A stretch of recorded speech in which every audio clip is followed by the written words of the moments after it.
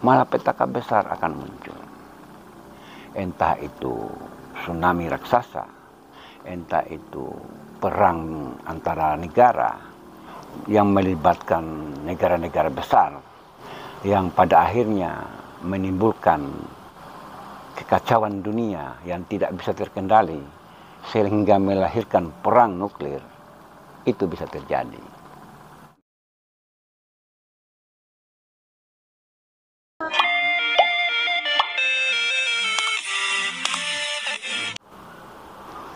Bila manusia tidak mampu menegakkan hukum, menegakkan keadilan, senantiasa mempermainkan hukum, tidak jujur, saling menjatuhkan, saling sikut, ambisi, berebut kekuasaan, maka semesta akan mengambil alih. Alam semesta sendirilah yang akan menyelesaikan itu.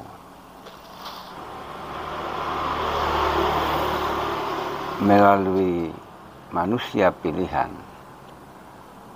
yaitu Satrio Piningit, semesta akan melakukan itu. Semesta akan melakukan dengan caranya sendiri. Adanya fenomena kejadian bencana alam dan peperangan yang terjadi akhir-akhir ini, itu semua ada hubungannya dengan kemunculan Satrio Piningit. Dan ini sebagai pertanda yang sangat nyata bahwa Satrio Piningit itu atau Imam Mahdi, dia akan muncul tidak lama lagi. Karena dunia ini butuh seorang pemimpin yang berhati mulia, berhati suci. Tentu itu muncul dari seorang manusia yang memiliki akal budi yang luhur. Manusia seperti ini, orang yang akan memimpin umat di akhir zaman ini, adalah titisan atau reinkarnasi dari orang-orang terdahulu. Adalah tajalli dari Nur Muhammad. Bukan sembarang orang. Orang yang akan memimpin, yang akan menegakkan keadilan, tidak bisa sembarangan. Dia harus memiliki kemampuan yang super. Artinya,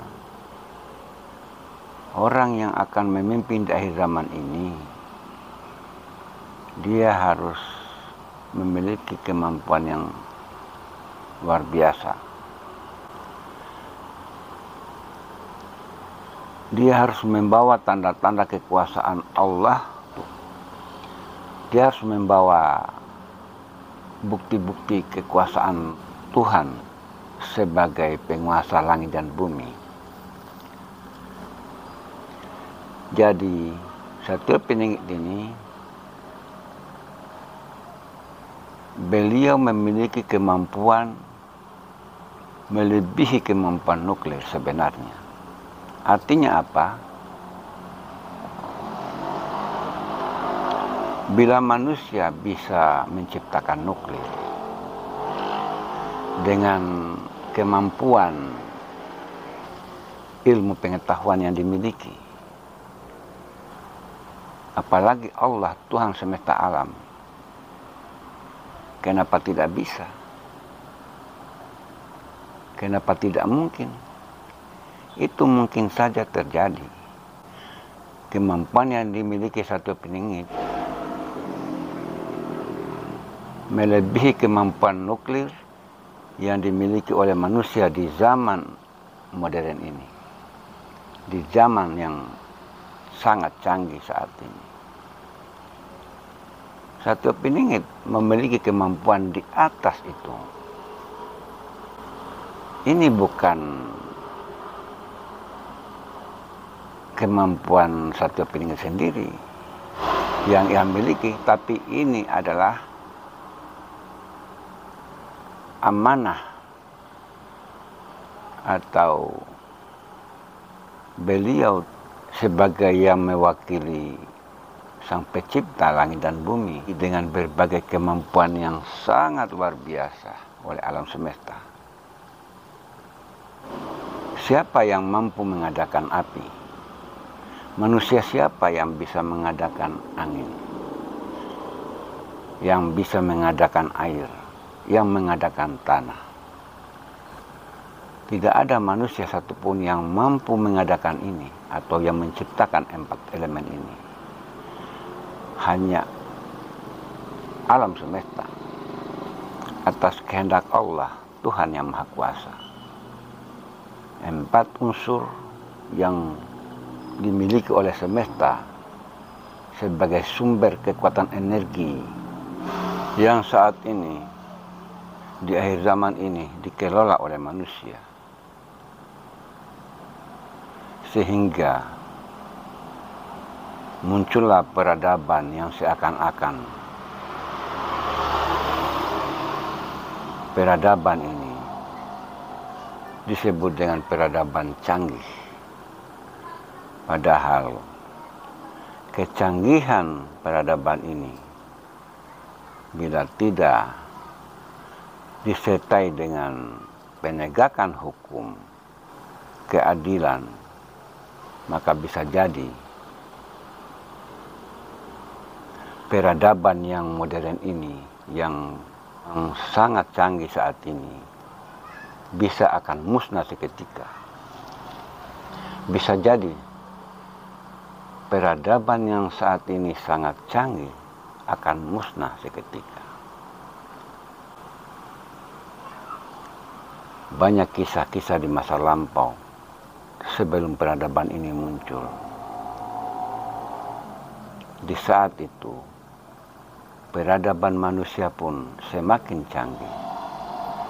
Namun, hukum dan keadilan dipermainkan oleh manusia saat itu. Maka alam semesta atas kehendak Allah memberikan respon kepada manusia-manusia di zaman itu, sehingga terjadilah bencana kemanusiaan yang sangat hebat yang tidak bisa terbendung. Dan kejadian seperti ini, kalau menurut saya secara pribadi, Allah, Tuhan semesta alam, menunjukkan kemahabesaraannya, menunjukkan kemahakuasaannya kepada manusia-manusia sebagai ciptaannya.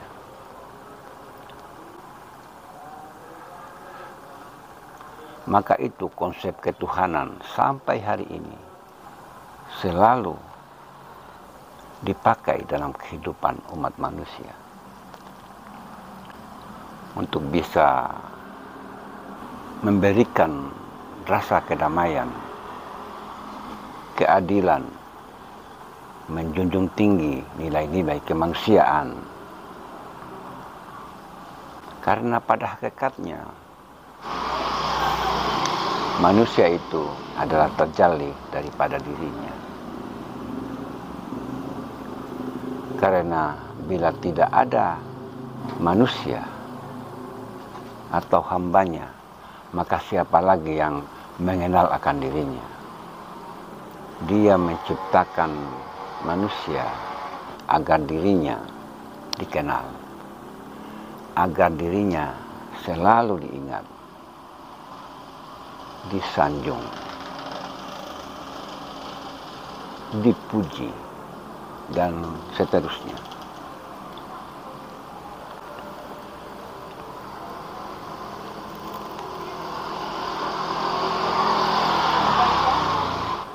Dalam menjalani hidup di dunia ini, bila keadilan sudah tidak lagi ditegakkan, nilai-nilai kejujuran sudah diabaikan, tinggal menunggu kehancuran, saudaraku.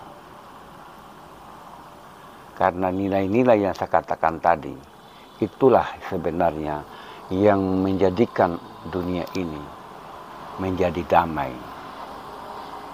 Dengan begitu, kemakmuran, kesejahteraan bisa dicapai oleh manusia itu sendiri.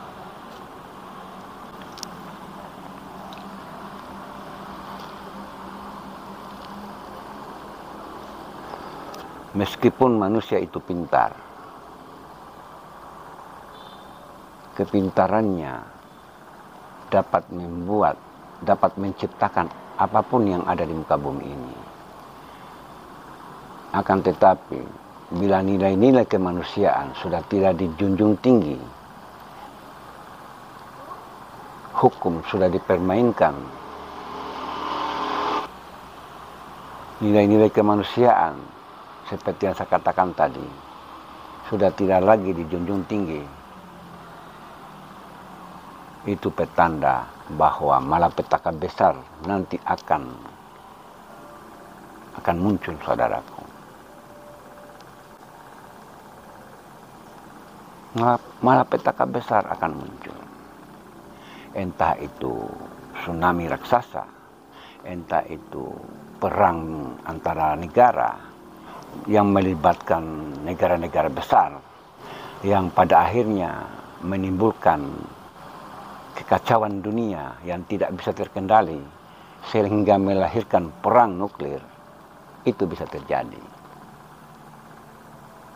Itu kemungkinan bisa terjadi, saudaraku.